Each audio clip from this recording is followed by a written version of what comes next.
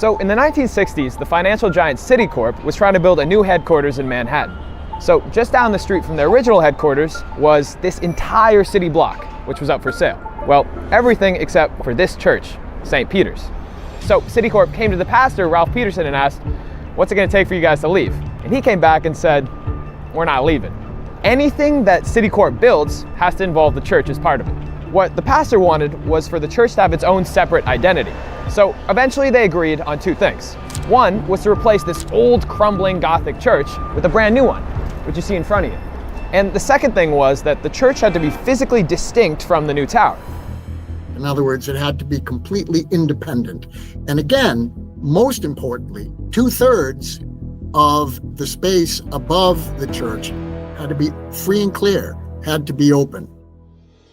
Citicorp then hired architect Hugh Stubbins to design the tower and the church, and Bill LeMessurier as the structural engineer.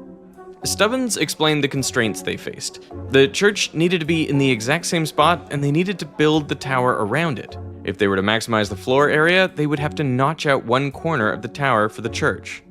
LeMessurier agreed that could work, but why not notch 2, 3, or even all 4 corners, essentially constructing the skyscraper on stilts?